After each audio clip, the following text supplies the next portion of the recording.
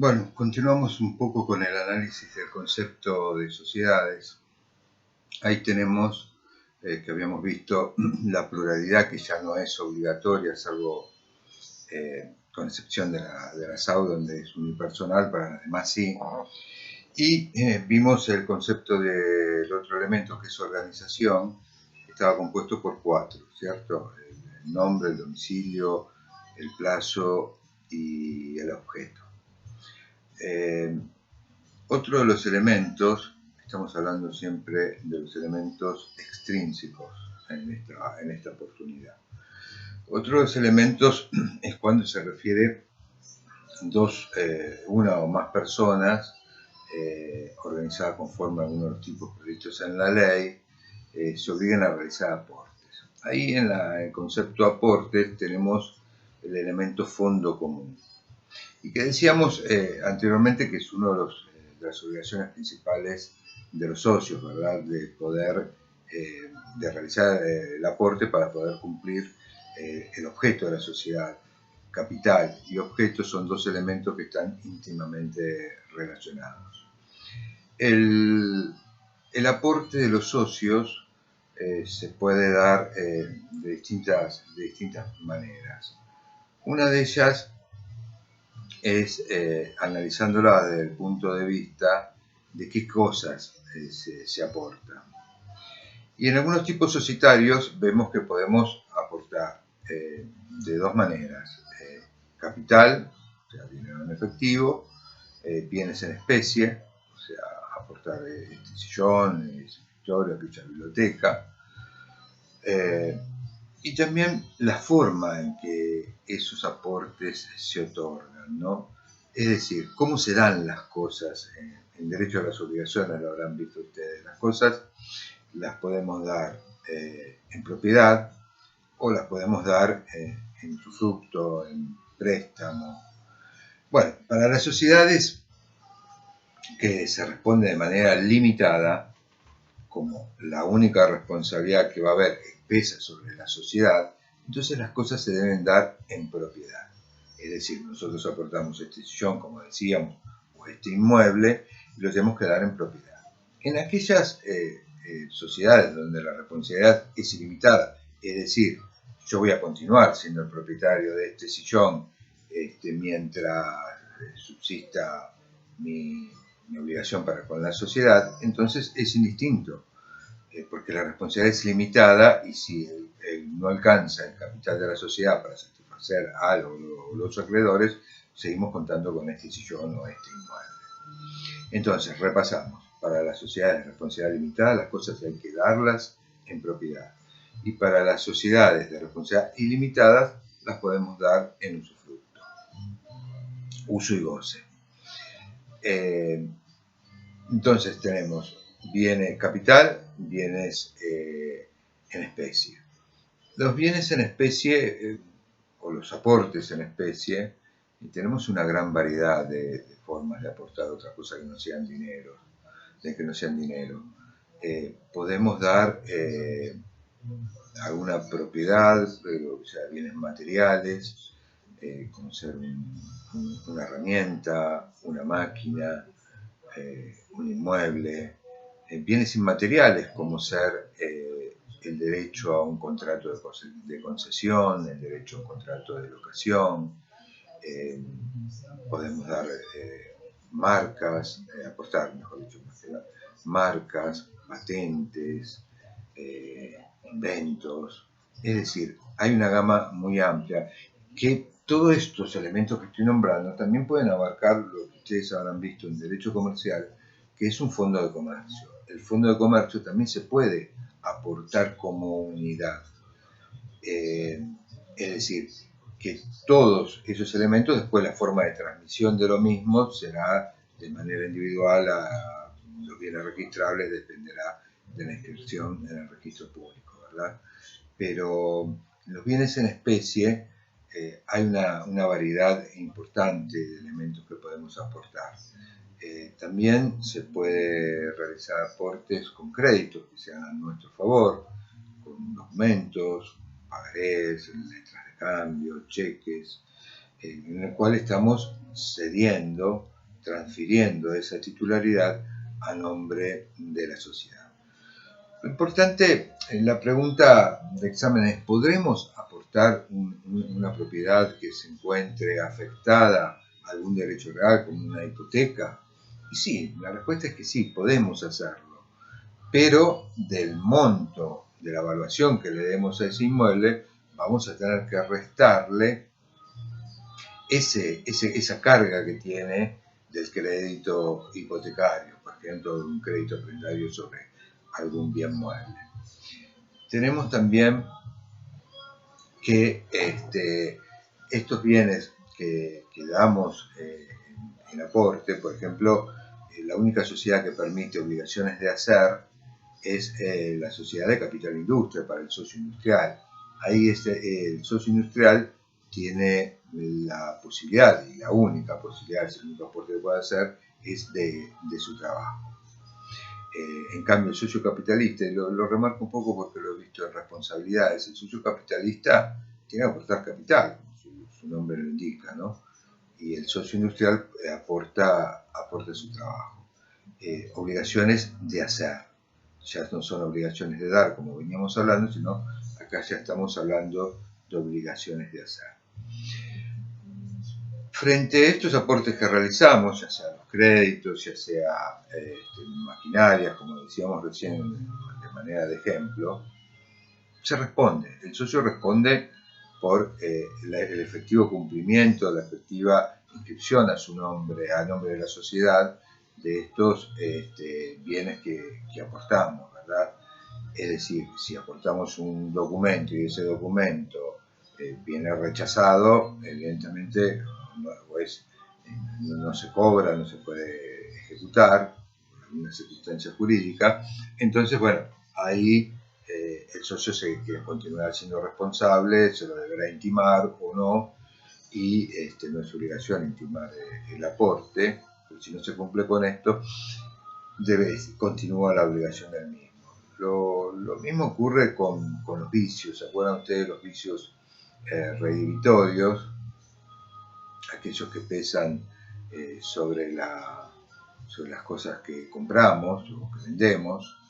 El socio continúa respondiendo por esos vicios, los vicios ocultos de la cosa, tal vez ustedes lo recuerdan un poquito mejor de esta manera. El socio es responsable por esos vicios ocultos. Ahora, ¿qué ocurre con esto? Entonces, el aporte no valdrá, y no valdrá tal vez el valor que se le dio. Acuérdense que con los vicios ocultos existe la acción quanti minoris, cuanto menos vales. Es decir, que si se ve mermada su utilización, su rendimiento, entonces, bueno, se puede llegar a un acuerdo con la sociedad de reducir el monto de ese aporte y la participación, por ende, del socio. Así que también con los vicios que afectan a la titularidad, ¿no? También se responde por toda la documentación que se anexa, lo mismo que ustedes vieron en derecho comercial respecto a vicios sobre o con la cosa. Decíamos que el socio se compromete a realizar aportes. ¿Para qué? Para aplicarlos a la producción o intercambio de bienes o de servicios. Ahí está el fin común, el elemento fin común, que es la intención de todos los socios de realizar estos aportes para obtener una rentabilidad.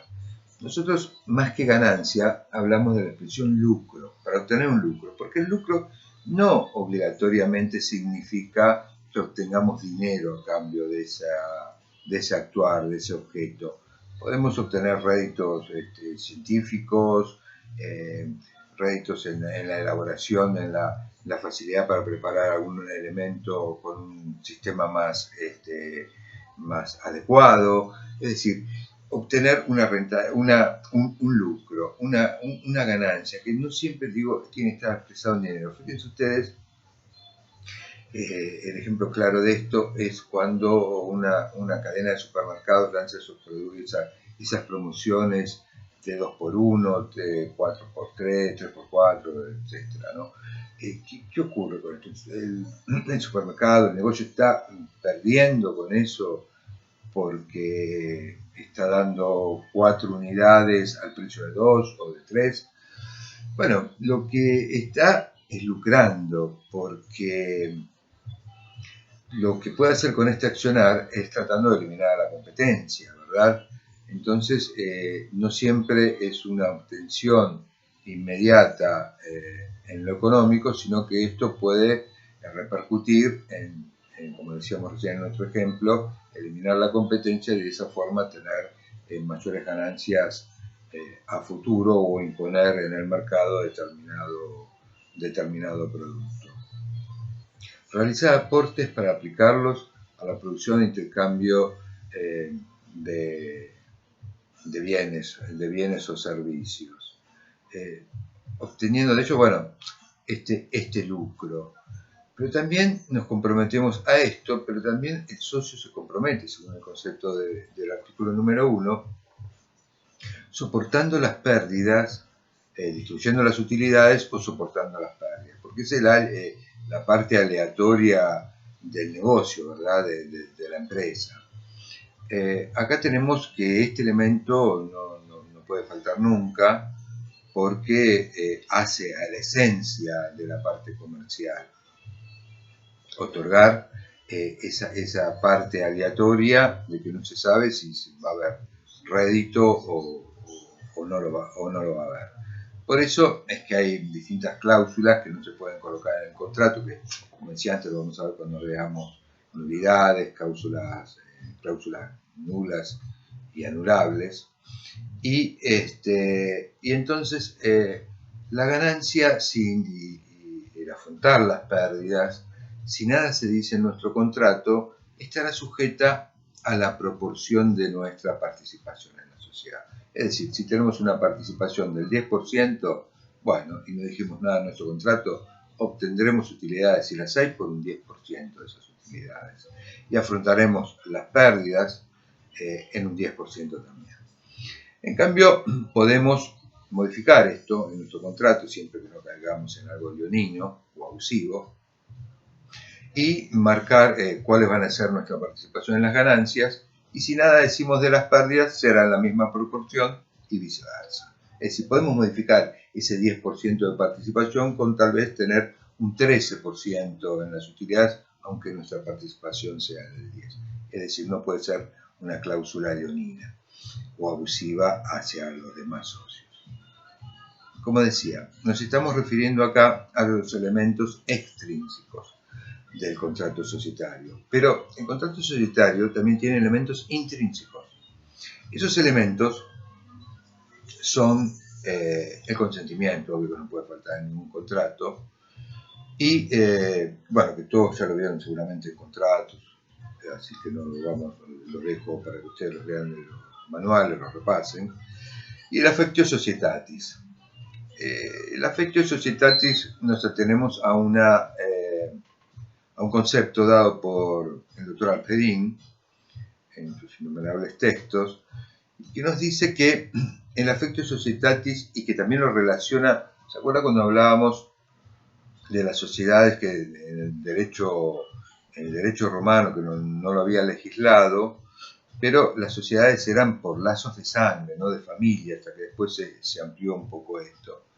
De ahí viene la palabra affectio, ¿no? de los afectos.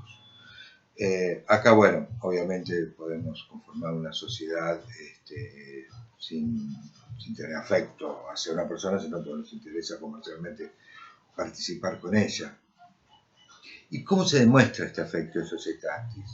Y según Alperín dice que es la voluntad activa de participación por parte del socio. Es decir, que el socio no se limite únicamente a realizar el aporte, sino que a su vez también participe en los órganos de la sociedad y resguarde a esta de abstenerse el mismo socio cuando sus intereses o los de la gente cercana a él son contrarios a los intereses de la sociedad. Esta participación tiene que ser jurídicamente igualitaria e interesada. Igualitaria quiere decir que todos los socios se encuentran en un mismo nivel jurídico frente a la sociedad. Todos los socios son iguales. Puede ser que un socio tenga mayor participación en los votos, en las decisiones, porque tenga mayor participación en el capital, pero jurídicamente debe ser igualitaria la posibilidad de consentir o disentir con alguna situación. E interesada. Esta participación tiene que ser interesada en el sentido de que el socio pretenda alcanzar el fin común, alcanzar el desarrollo del objeto, pero obtener un lucro.